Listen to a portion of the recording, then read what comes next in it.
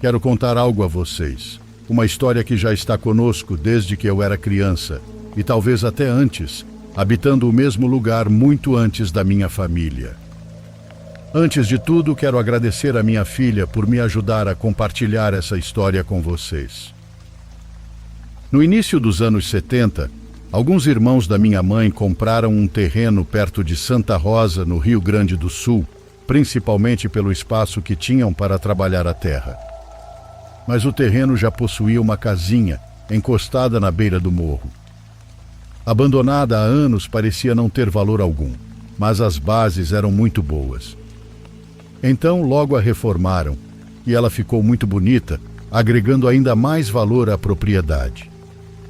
Vários dos meus tios, que eram donos, decidiram ficar ali em algum momento, mas nenhum permaneceu de forma definitiva. Na verdade, eles mal passavam alguns dias e logo voltavam para suas casas na cidade.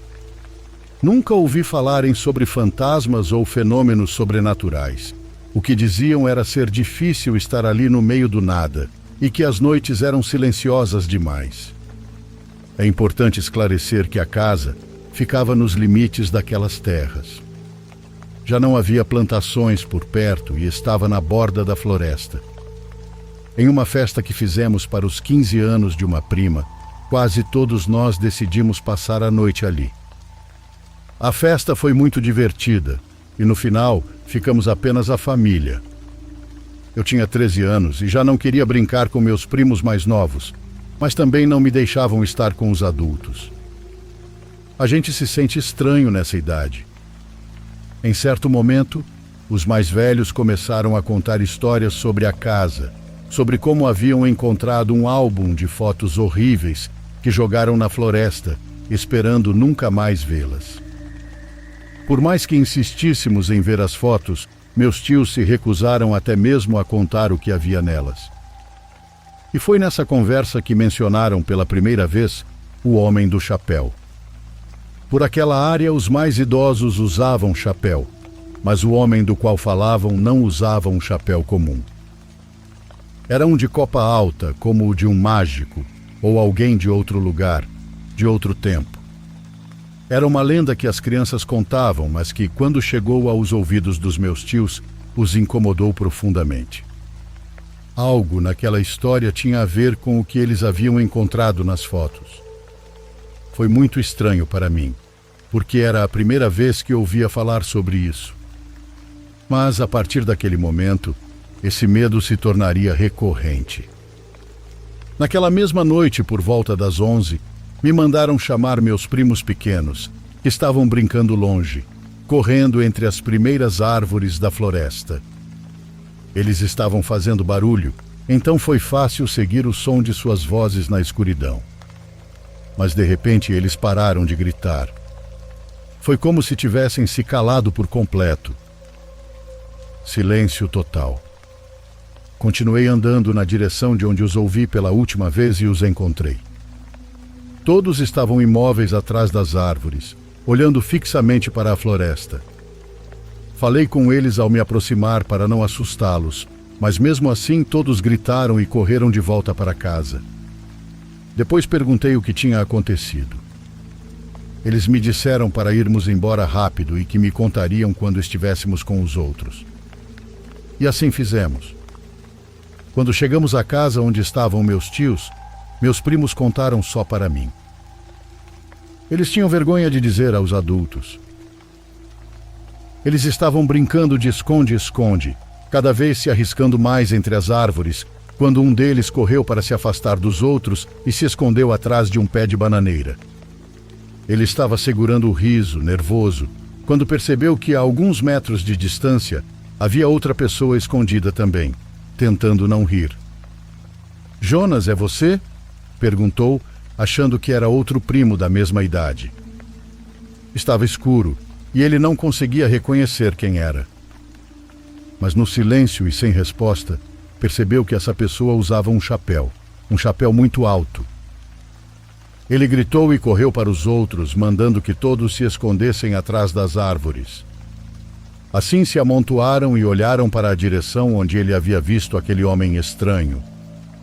Apenas alguns segundos se passaram, então nem tiveram tempo de duvidar do que ele disse, quando o viram correndo entre as árvores. Só sua silhueta, mas era perfeitamente claro. Parecia um senhor de terno, com um paletó muito comprido, como se estivesse grande demais para ele, e um chapéu de copa alta. Corria erguendo os joelhos, dando passos enormes, quase como se saltasse de metro em metro. Eles ficaram paralisados, tentando ver para onde ele ia, antes de correrem de volta para casa. E foi nesse momento que eu os encontrei. Ao ouvir a história, só pude dizer que não se preocupassem, que naquela noite eu ficaria com eles e que tudo ficaria bem. E embora estivesse muito nervoso, algo me fazia sentir que nada que estivesse na floresta ousaria se aproximar da casa. Ninguém poderia ser tão tolo em tentar entrar em uma casa com homens armados. Depois de um tempo fomos dormir. Os primos menores estavam assustados e demoraram a pegar no sono. Prometi que ficaria acordado até que estivessem tranquilos. Foi então que escutei algo se movendo entre as mesas, onde toda a família tinha jantado horas antes.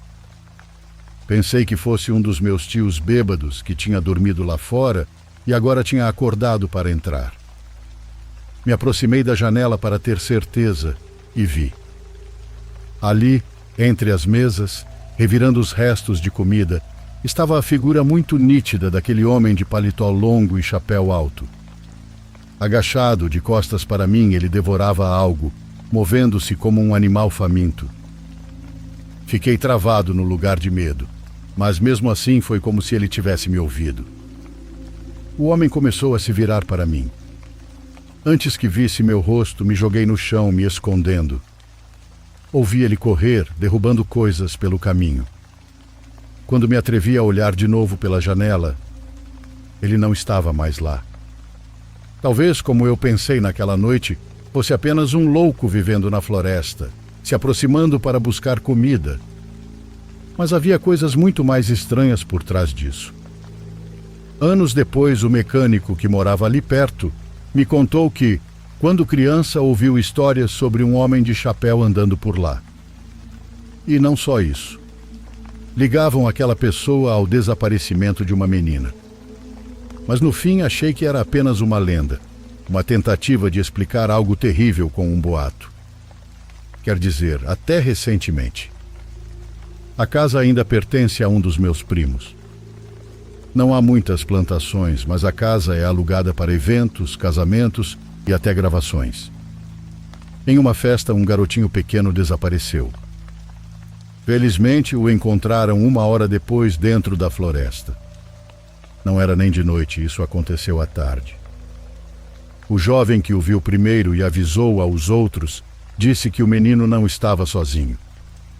Ele andava tranquilamente, segurando a mão de um homem estranho com chapéu. Dizem que durante as madrugadas, os carros que passam por ali podem ver um homem caminhando curvado, como se estivesse com dor no estômago. As pessoas que o veem acreditam que se trata de alguém que não descansou em paz.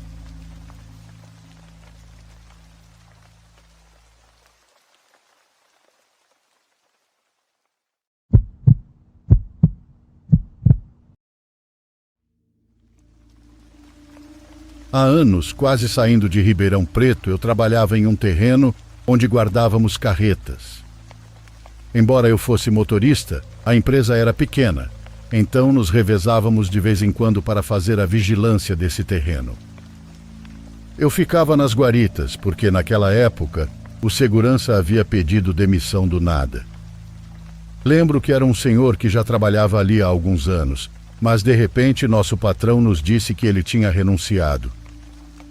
Ainda não haviam encontrado um substituto, e o lado bom de assumir esse posto era que você não precisava dirigir, apenas ficava ali à noite sem fazer muita coisa, mas ainda assim recebia seu salário normalmente.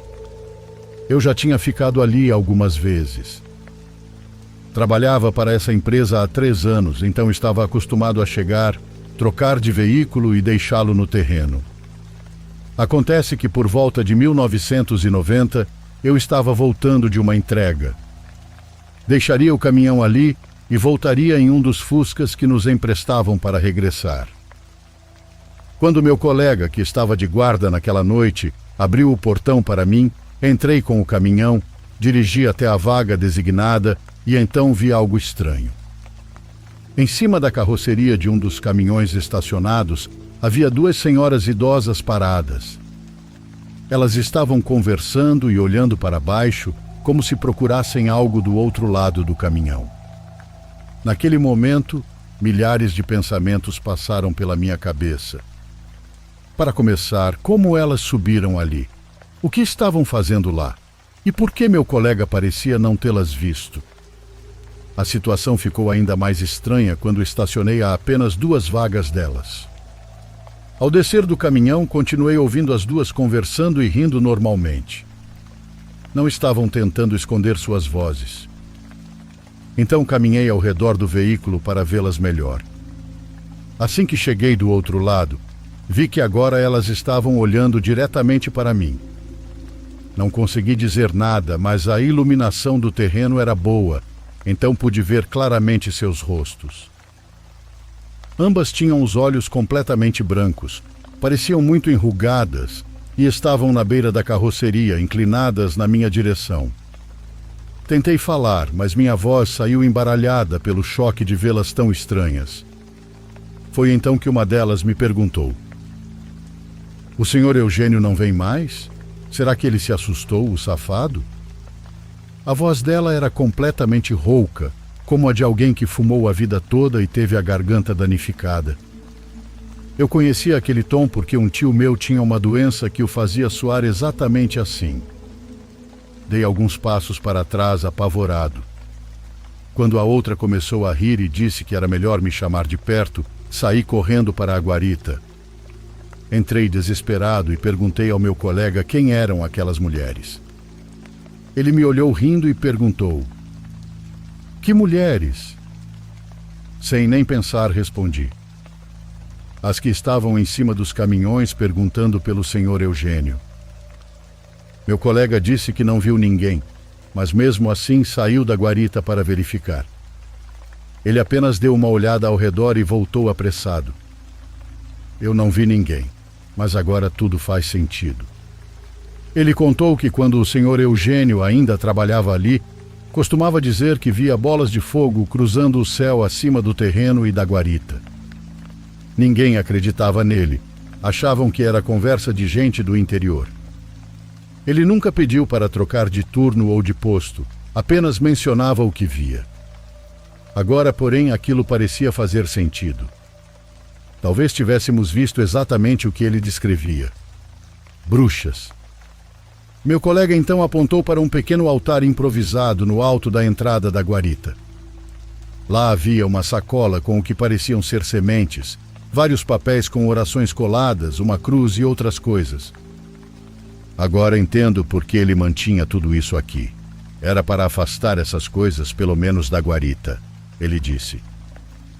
Passamos as 3 horas seguintes trancados ali, com a TV desligada, apenas ouvindo atentamente para ver se ainda havia algum sinal das mulheres.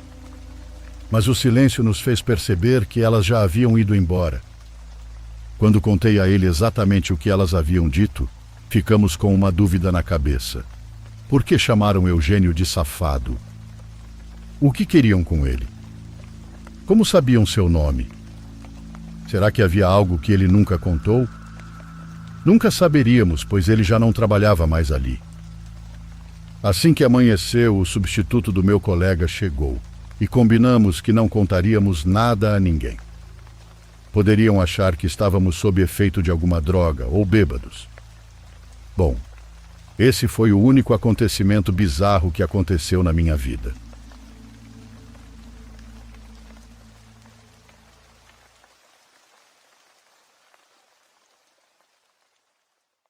Por favor, curta e se inscreva se você estiver gostando. Agora continuamos.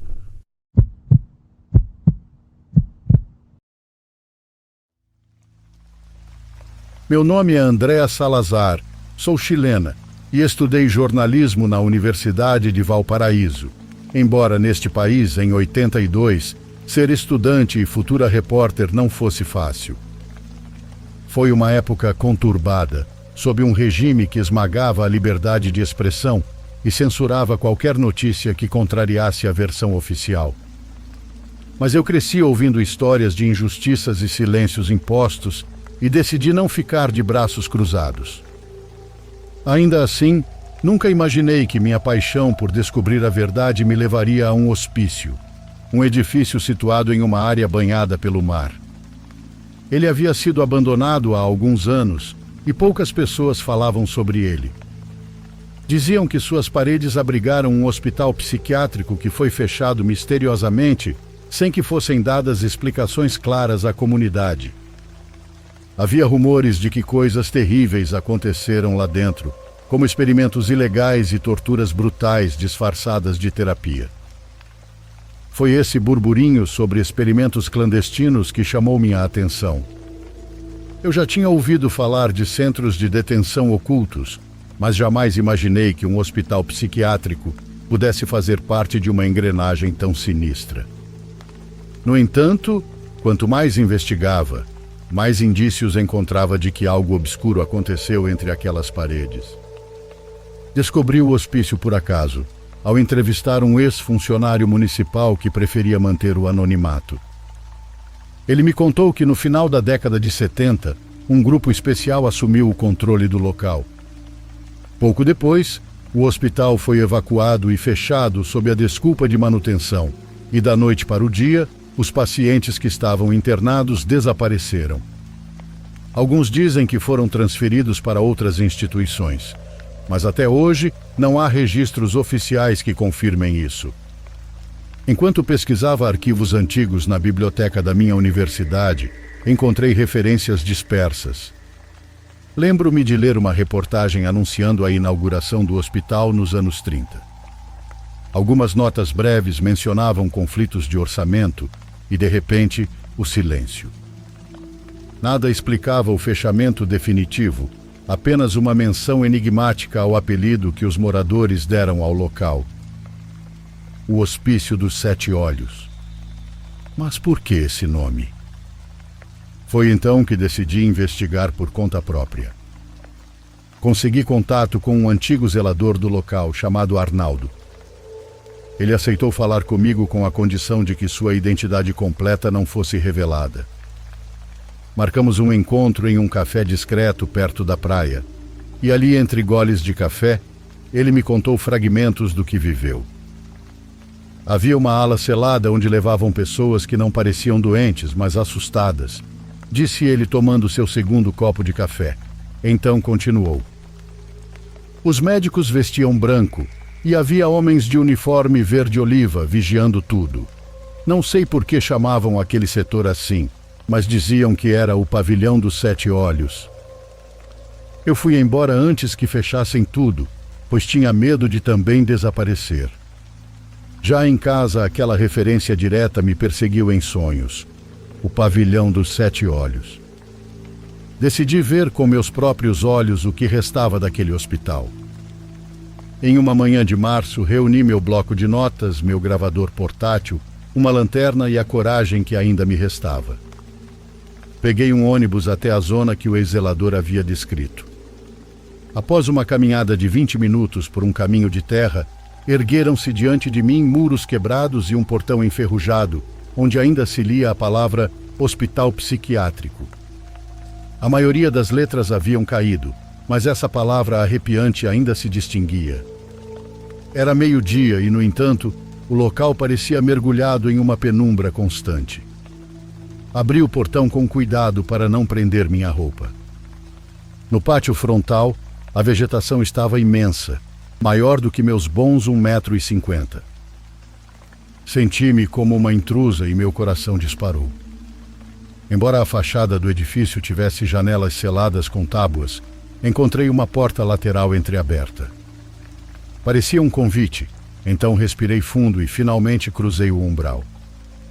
A primeira coisa que notei foi um cheiro forte de lixo, mofo e confinamento. As paredes que um dia foram pintadas de verde estavam todas rachadas. O silêncio dominava o ambiente e nem 2 segundos depois precisei acender minha lanterna. A partir desse momento, minha visão do mundo mudaria para sempre.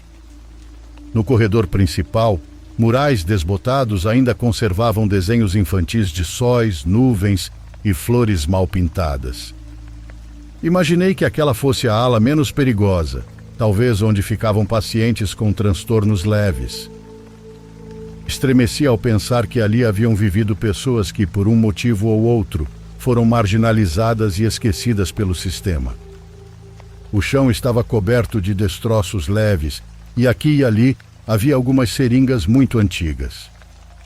Não preciso nem dizer que o eco dos meus passos reverberava como um tambor em meio àquele silêncio. Enquanto explorava as salas vizinhas, encontrei antigas macas enferrujadas, arquivos destruídos e na parede uma inscrição: "Eu vejo o que você não vê". O traço parecia feito com carvão, e a frase me inquietou, pois parecia um aviso. Talvez alguém tivesse descoberto algo que não devia. Revirei alguns papéis, mas só encontrei folhas sem importância, com datas apagadas da década passada. Ao fundo, um segundo corredor me levou a uma escada que descia ao porão. Hesitei em continuar, pois a escuridão era mais densa e o ar mais ruim de respirar. Então me lembrei das palavras do Arnaldo. Havia uma ala proibida. Seria essa? Engoli em seco e acendi minha lanterna com mais firmeza. No meio do caminho notei estranhas marcas na parede. Eram 7 círculos enfileirados desenhados com tinta escura, cada um com um ponto no centro como uma íris. Olhos, pensei. Ali estavam os supostos 7 olhos. Conforme iluminava os símbolos, algo dentro de mim dizia que eles eram importantes. Meu coração martelava no peito e, por um segundo, tive a impressão de ouvir uma voz bem ao longe. Entrei em uma sala ampla, talvez um antigo espaço para terapia em grupo. O teto tinha infiltrações e a luz entrava por uma pequena abertura iluminando um canto. Foi ali que vi um registro muito velho, uma espécie de caderno grande, de couro, com um cadeado quebrado. Abri com cuidado e havia anotações médicas. A caligrafia era irregular, com abreviações e símbolos estranhos. Caso 13B, transferido no dia 11 de setembro de 1979. Diagnóstico: paranoia subversiva. Terapia: isolamento e eletrochoque. Resultado incerto. Efeitos colaterais: pesadelos e alucinações intensas. Solicito mantê-lo no pavilhão dos 7 olhos. Meu sangue gelou quando li paranoia subversiva. Minha suspeita crescia. Será que usaram o hospício como centro de detenção e tortura psiquiátrica? Ou talvez para experimentos com dissidentes políticos? Os militares eram capazes de tudo, e essa ideia me horrorizou. Os militares eram capazes de tudo, e essa ideia me horrorizou. Segui avançando com o caderno em mãos, virando as páginas. Encontrei referências constantes ao pavilhão 7 olhos. Havia um diagrama que mostrava quartos selados, sem janelas, onde realizavam tratamentos extremos. Arrepio após arrepio, desci até o porão. Sentia que a cada degrau eu descia para uma verdade muito mais sombria do que jamais havia sido revelada. Esse porão era composto por um corredor longo, com portas de metal de ambos os lados como celas acolchoadas.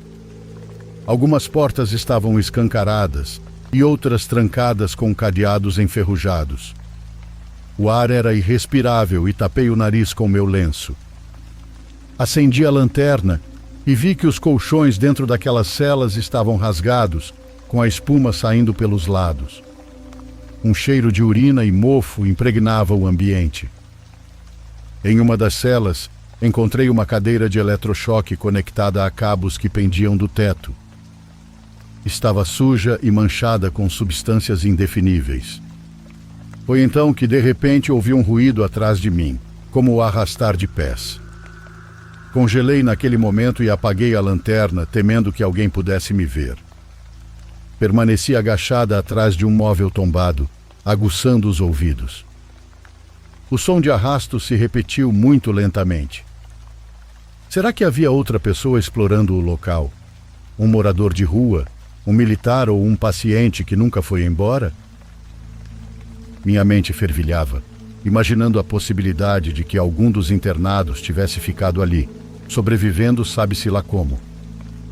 Cuidadosamente espreitei por cima do móvel. Um fino raio de luz me mostrou uma sombra humana se movendo. Tentei recuar sem fazer barulho, mas meu pé esbarrou em um pedaço de metal, que reverberou como uma explosão naquele silêncio absoluto. A figura parou no mesmo instante. Peguei a lanterna e apontei de repente em sua direção. Ali estava ele, a uns 8 metros de distância, um homem magro com cabelos bagunçados, roupas velhas e de olhar vazio.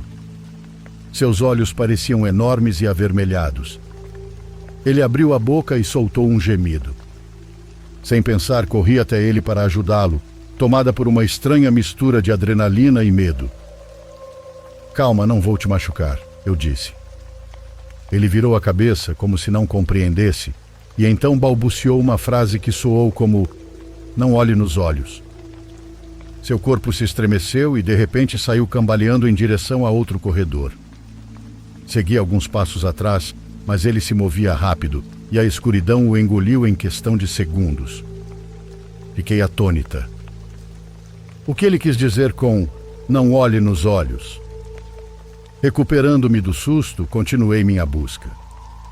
Precisava encontrar uma sala de controle ou um consultório médico onde houvesse mais documentos. Atravessando outro corredor com portas numeradas, cheguei a um cômodo trancado. A fechadura de madeira era antiga, então empurrei com força até que finalmente a porta cedeu. O ambiente parecia um escritório, pois havia uma mesa, um arquivo metálico e alguns armários. Vasculhei as gavetas e encontrei radiografias de crânios e prontuários rotulados com selos oficiais. Para minha consternação, muitos deles não tinham o nome do paciente, apenas códigos como OVJ22 SUP9B. Li trechos como aumentar as cargas elétricas para induzir estados de transe. O sujeito mencionava frases em latim e apresentava dissociação extrema. Um calafrio revirou meu estômago. Eles estavam conduzindo experimentos com substâncias, eletrochoque e sabe-se lá mais o quê. Pareciam métodos para extrair informações ou manipular mentes. Em outra gaveta, encontrei uma pasta lacrada com o brasão nacional e a palavra confidencial escrita em letras maiúsculas. Dentro, havia um documento intitulado de Projeto Sete Olhos. Ele descrevia uma hipótese que me pareceu insana. Queriam combinar tratamentos psiquiátricos com práticas de sugestão profunda, supostamente para curar condutas subversivas. Dizia que, em certos casos, arquétipos de medo eram invocados para dobrar a vontade do interno. Isso beirava o ocultismo. Era uma forma retorcida de psicologia extrema. Peguei meu pequeno gravador e comecei a registrar minha descoberta, descrevendo o local e lendo fragmentos dos arquivos. Eu sabia que tinha em mãos uma bomba informativa. Se conseguisse tirar aqueles documentos dali, teria provas sólidas das atrocidades cometidas durante a ditadura do meu país. Mas precisava ser cautelosa. Se os serviços de inteligência descobrissem que eu possuía essa evidência, poderiam me perseguir. Enquanto falava em voz baixa no microfone, algo rangeu no chão atrás de mim. Virei-me, tensa, mas não havia ninguém. Apenas um velho corredor que desaparecia no breu. Lembrei-me do homem que havia fugido balbuciando. Talvez ele estivesse me observando, escondido em algum canto, tão assustado comigo quanto eu dele. Decidi sair do escritório e procurar vestígios daquele desconhecido, pois seu testemunho poderia ser crucial. Caminhei até outro setor onde o ar parecia ainda mais pesado. Me deparei com uma porta que trazia a inscrição Pavilhão 7. Aquele era o lugar-chave.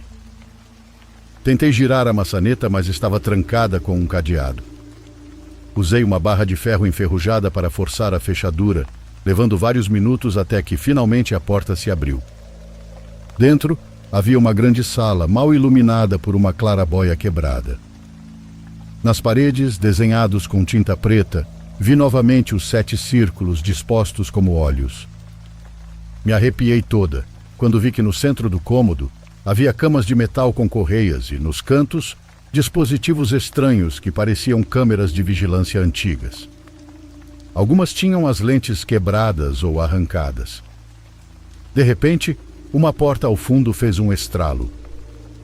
Entrei naquela cela estreita e no mesmo instante me arrependi.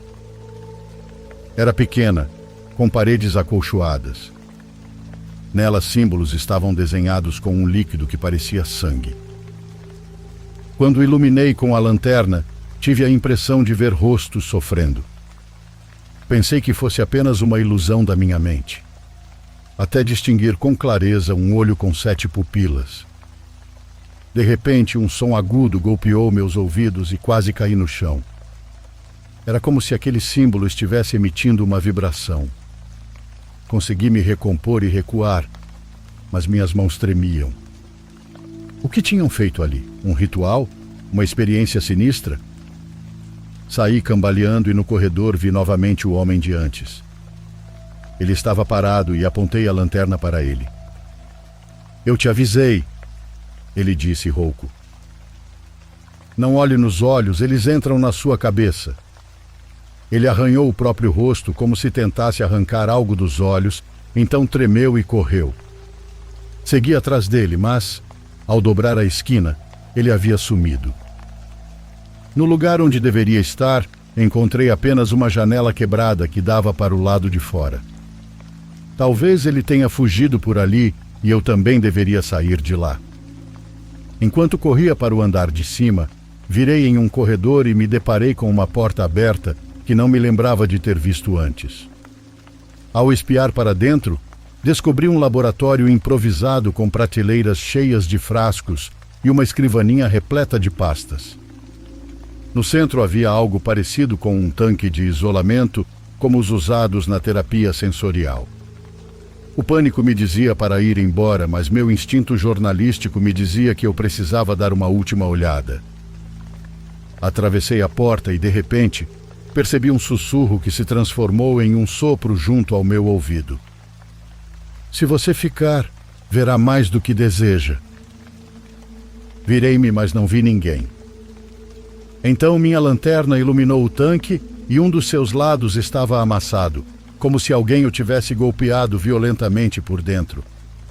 Na tampa, pintado de vermelho, havia um símbolo dos 7 olhos. Tentei abrir uma das gavetas da escrivaninha, mas estava emperrada. Forcei e a madeira quebrou, derrubando no chão um maço de papéis soltos e uma foto. A imagem mostrava um homem de jaleco branco ao lado de 2 pessoas com uniforme militar. As mulheres ao fundo pareciam sedadas ou inconscientes. Reconheci o homem de jaleco por outros recortes. Era um psiquiatra ligado à polícia secreta da ditadura. Nesse momento, um ruído seco ecoou pelo corredor. Senti passos fortes como botas.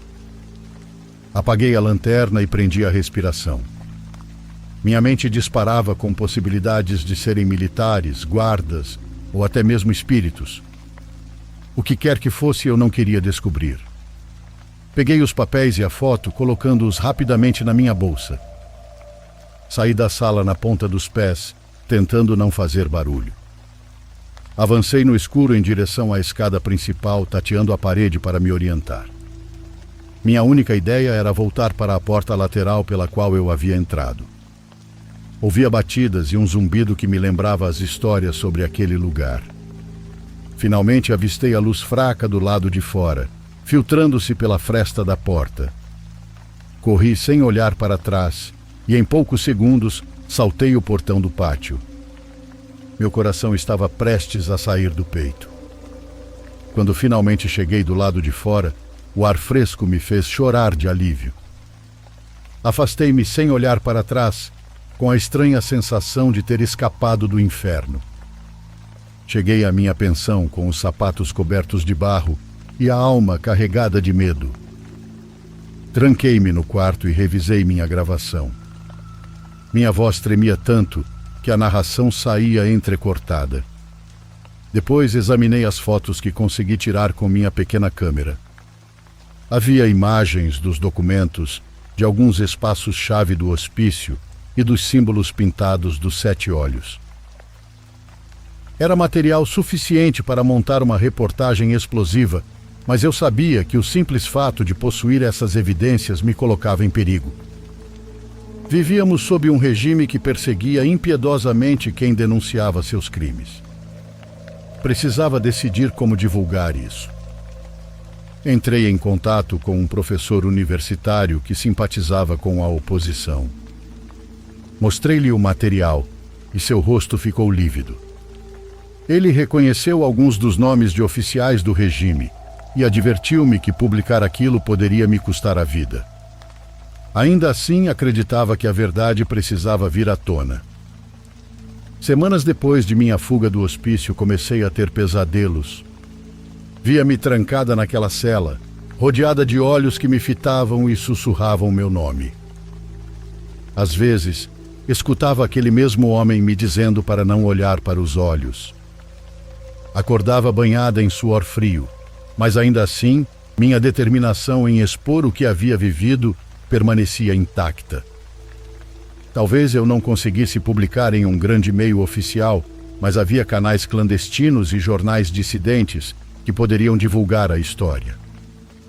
Eu sabia que era perigoso, mas também sabia que o silêncio perpetuaria a impunidade. Arnaldo aceitou testemunhar anonimamente. Quanto ao homem que vagava pelos corredores, ninguém nunca o viu. Uma parte de mim suspeitava e suspeita que ele não estava vivo e que estava preso lá.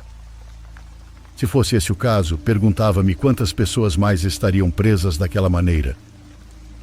Quantos experimentos desumanos haviam sido realizados? Algumas semanas antes da publicação do artigo, o meio que iria divulgar a reportagem repentinamente me recomendou que desistisse. E não foi a única advertência. Tanto eu, quanto o Arnaldo e meu professor fomos ameaçados.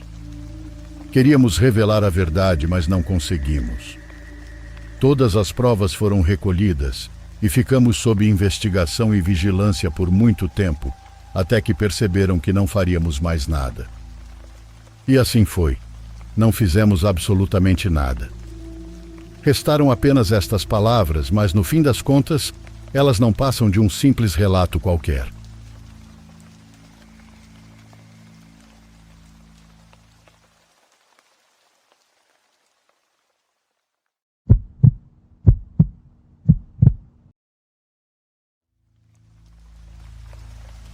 Era 2009 e minha família estava no parque local comemorando a formatura da minha irmã mais velha com amigos e parentes. Morávamos em uma pequena área rural aqui na região de Sorocaba, então o parque era um lugar modesto. Havia alguns balanços, um parquinho e uma quadra de futebol, mas além disso, uma grande massa de árvores escuras. Uma floresta densa margeava o rio, com algumas trilhas estreitas que desapareciam entre as árvores. Eu tinha 7 ou 8 anos na época, e como sempre, meus irmãos e eu corríamos livremente, sem supervisão dos nossos pais negligentes. Então, não foi surpresa para ninguém quando eu me afastei sozinho sem que percebessem. Mas isso nunca me incomodou, pois eu era uma criança do mato, acostumada a explorar tudo sozinho. Enquanto eu caminhava, os sons da festa foram desaparecendo e logo tudo o que eu ouvia era a floresta. Era apenas eu, o canto dos pássaros e o zumbido dos mosquitos. Segui a trilha até chegar a uma parte da margem do rio que eu nunca tinha visto antes. A água rugia e o ar estava com o cheiro de terra molhada. Eu me abaixei, distraído pelos insetos que se moviam rapidamente e pelas pedras lisas do rio. Foi então que um movimento chamou minha atenção do outro lado da água. Olhei para cima e havia um homem parado sobre uma velha balsa de madeira no meio do rio. Ele também era muito alto e segurava um longo bastão, guiando um amontoado de toras pela corrente violenta. No entanto, sua balsa permanecia completamente imóvel, quase como se estivesse flutuando acima da água, em vez de sobre ela. Eu não esperava ver ninguém no rio, mas o que realmente me incomodou foi sua aparência. Ele parecia um lenhador de filmes vestido com roupas sujas e uma camisa xadrez vermelha rasgada. Sua barba era loira e grande, mas sua pele, isso sim era o estranho. Bom, sua pele era azul. Não com aspecto frio, mas azul vívido, como a cor de um céu de verão ou de tinta barata. Fiquei olhando, sem acreditar no que via. Então ele se virou e me viu. Seu sorriso se alargou, exibindo dentes brilhantes sob o resto de luz do dia. Ele gritou algo, mas o som da água abafou suas palavras. Então, lentamente, ele ergueu a mão e fez um gesto para que eu me aproximasse. O rio nos separava, então eu não poderia obedecê-lo, mesmo que quisesse.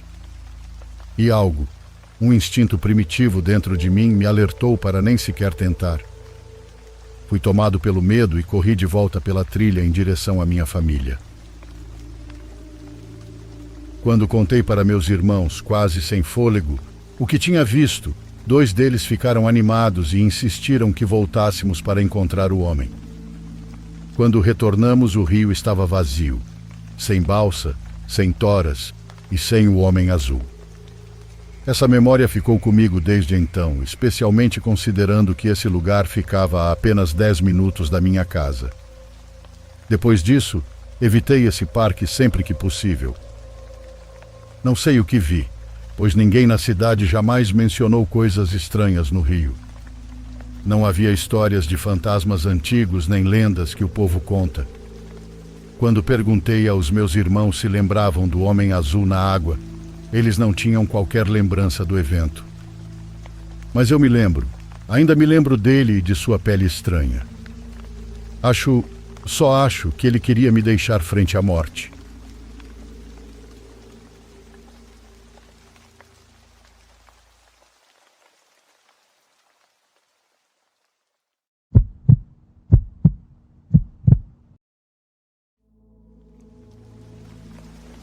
Meu nome é Gustavo e sou motorista de Uber aqui no México.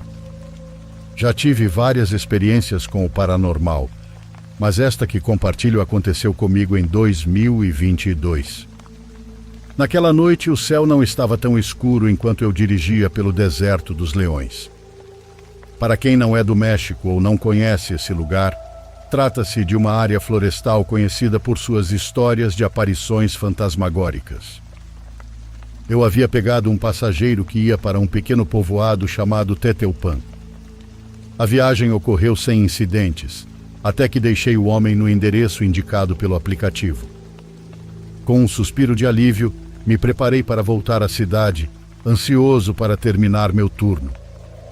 No entanto, o caminho de volta não seria tão simples quanto havia sido até então, pois enquanto dirigia pela estrada deserta, um dos pneus do meu carro estourou de repente. Frustrado, parei no acostamento e saí do veículo para inspecionar o pneu furado. O ar frio da noite parecia pesado, e a escuridão da floresta ao meu redor era um pouco assustador.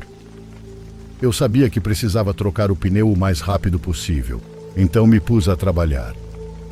Enquanto lutava com o pneu, não pude evitar a sensação de que alguém me olhava de entre as árvores.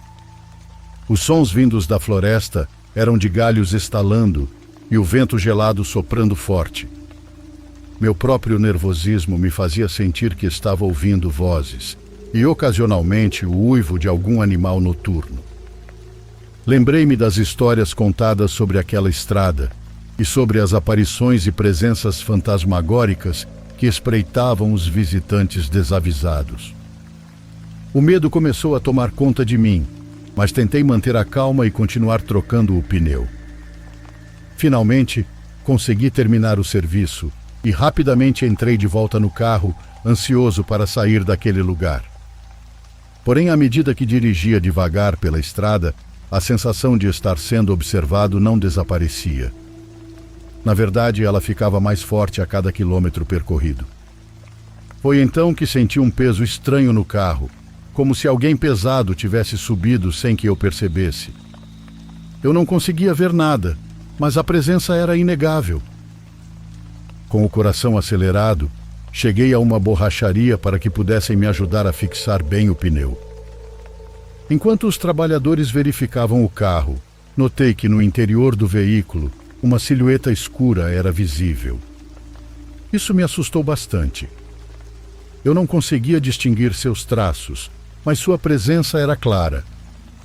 Tentei manter a compostura enquanto terminavam o serviço, e quando finalmente pude ir embora, sentia-me completamente esgotado. Ao chegar em casa, senti que minha energia havia sido drenada e fui tomado por um sono que nunca senti na vida. Desabei na cama e dormi quase 24 horas, e meus sonhos foram repletos de pesadelos. Sonhava com aquela entidade que havia entrado no carro naquela noite, uma presença escura que parecia se alimentar do meu medo. Acordava suando, com o coração disparado, apenas para cair de novo em outro sonho igualmente perturbador. Nos dias seguintes, minha vida se tornou um inferno, pois comecei a passar por situações estranhas. Cada vez que chegava para buscar um passageiro que havia solicitado o serviço, ele cancelava a viagem assim que me via. Todos diziam que havia outra pessoa comigo no carro, algo que não era verdade. A entidade que me acompanhou naquela noite ainda estava presente e invisível para mim, mas claramente perceptível para os outros. Senti-me aterrorizado, sem saber o que fazer. Perdi vários clientes e, com isso, vieram as consequências. Precisei pedir dinheiro emprestado ao meu irmão para pagar a mensalidade do carro, prometendo que devolveria o mais rápido possível. Mas a situação continuava a mesma. Foi só quando, finalmente desesperado, procurei a ajuda da minha tia, uma mulher que trabalha com artes esotéricas. Ao contar o que aconteceu, ela me disse que eu havia tido um encontro noturno com uma entidade sombria que se apegou ao meu carro. Segundo ela, esses seres podem seguir pessoas que encontram em momentos de vulnerabilidade, ainda mais no período da Quaresma, como era naquela época. Minha tia me ajudou a realizar um ritual de limpeza para expulsar essa entidade da minha vida. Preparamos uma série de elementos e realizamos o ritual no carro, invocando forças protetoras e ordenando que o ser sombrio fosse embora. A experiência foi exaustiva, mas no final senti um enorme alívio. Era como se um peso gigantesco tivesse sido retirado dos meus ombros. Mesmo assim, levei alguns dias para me sentir completamente livre daquela presença. Então, eu e minha tia voltamos ao lugar onde meu pneu havia furado. Ela começou a gritar para que aquele ser ficasse ali, dizendo que ninguém o havia convidado para me acompanhar.